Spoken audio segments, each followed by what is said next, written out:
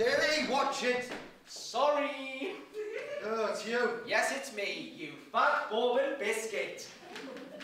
Get out of my face. And if I don't? I'll drag you outside by your overgrown belly button hair and chuck you in front of a bus. I'd do the same, but you've got no hair. Yeah, well, I'd rather have no hair than the amount of hair that you've got. I think I've got the right amount. You?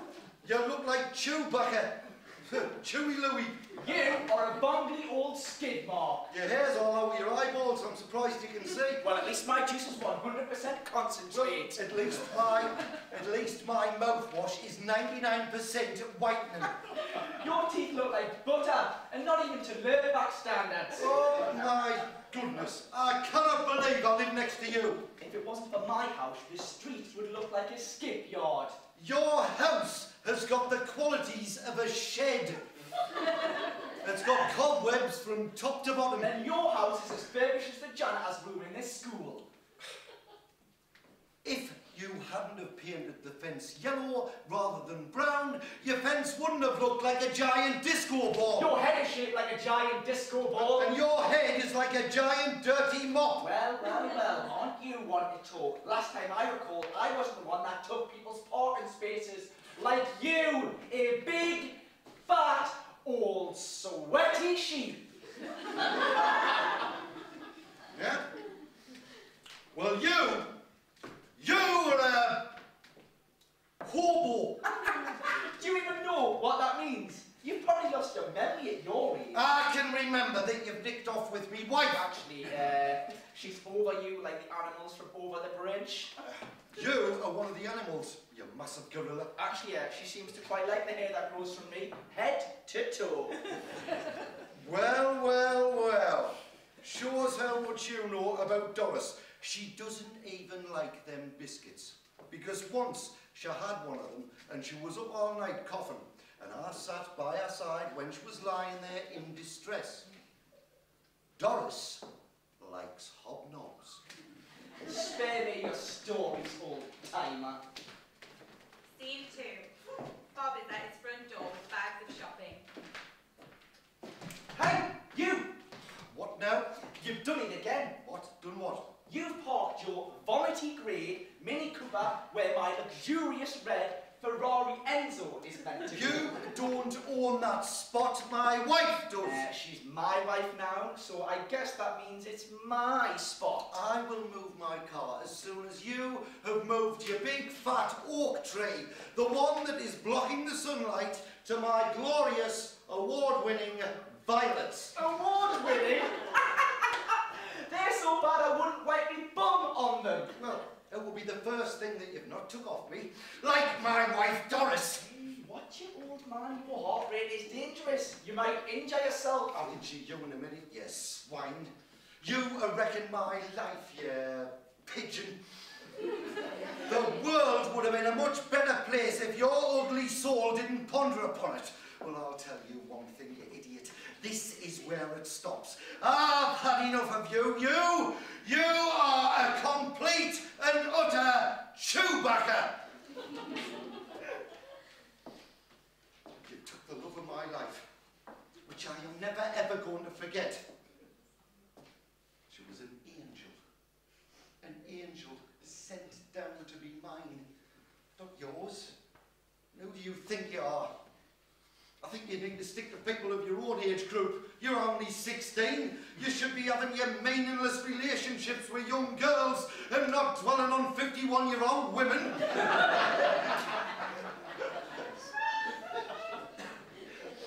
To be honest, you're nothing more than a petty thief. Well, I mean, I wouldn't blame her either. I would leave if my husband's house looked the way that yours does. There is nothing wrong with my house. I've got 3D screening in my living room. I doubt your house even has a telly.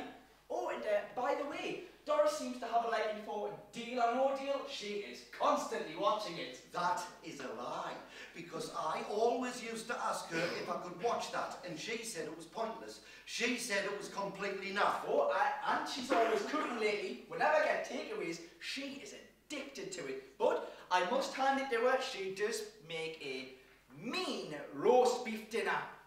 My God, the beef, it's it's so soft and it just easily melts in your mouth.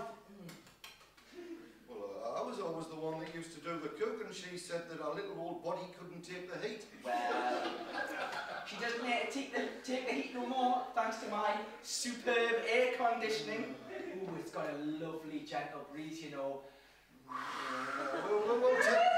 Times are tough and air conditioning, it costs a lot of money.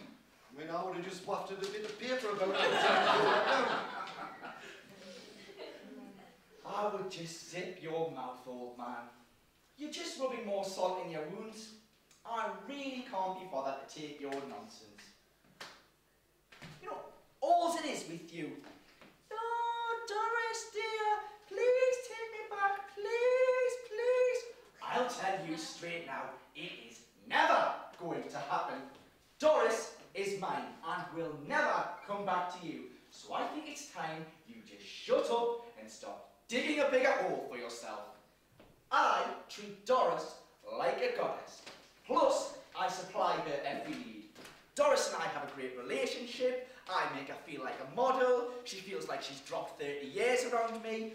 You have wasted 30 years of her life doing nothing but lounging about. Well, that's why I'm here. I'm here to give her those 30 years back and let her live the life that she's dreamed of and everything that you could never give. Oh, just piss off! Scene 3, the biscuit aisle in Tesco's. It's gonna take more than a couple of hobnobs to impress my Doris. She's a hard one to please, is Doris. Oh, is that so? Well, you must have not pleased her very well if she'd left you for me. Well, I don't think me or Doris were pleased last night with all the racket that came from over yours. It was like listening to a bunch of baboons having a fit. Is that so? Because, funnily enough, it was me and Doris making the racket. We were having a jacuzzi party. Oh, she absolutely loved it, she did. She was wild. Wild? Yeah, was she wild? She was never wild with me. In 30 years of marriage. Well, I'll tell you. She sure knows how to handle her beer and wine. She must have had 5 glasses, she did. Anyway, she didn't like drinking when she was with me. She said it was a health risk. She didn't take up smoking either. Very funny you should begin to talk about smoking. I was just about to buy 20 sterling for her now. Oh, introducing my Doris to smoking, eh? Do you know how many people die of smoking each year? Well, I'm going to tell you now. My Doris is not going to be one of them. Oh, she looked amazing in that bikini. Whew. She might be old, but damn has she got some legs on her. Yeah, well, she will be swimming in my jacuzzi by tomorrow. You couldn't afford toilet room, never mind a jacuzzi. Is that so? Well, I've got some news for I you. have noticed you've got a trolley full. What's the special occasion? Come on, Christmas isn't for another month. Well, there's no special occasion really, you say, because, well, so yesterday was my lucky day. Because, well, it's funny, but I won the Deal or No Deal Deluxe Prize Draw. I won a spectacular Caribbean cruise. Oh, it's going to be amazing. We go all the way around the luxurious isles of the world. Plus, I won £100,000 spending money whilst I'm there. Think of all of the hobnobs I would buy Doris with that. Oh, and did I mention that I also won 2 amazing Ferrari Enzos? One dark black for me, and one a kind of rabid pink for Doris. And Doris will be so happy about my last little gift, a free weekend at the luxurious spa relaxation. Doris will drop at my feet.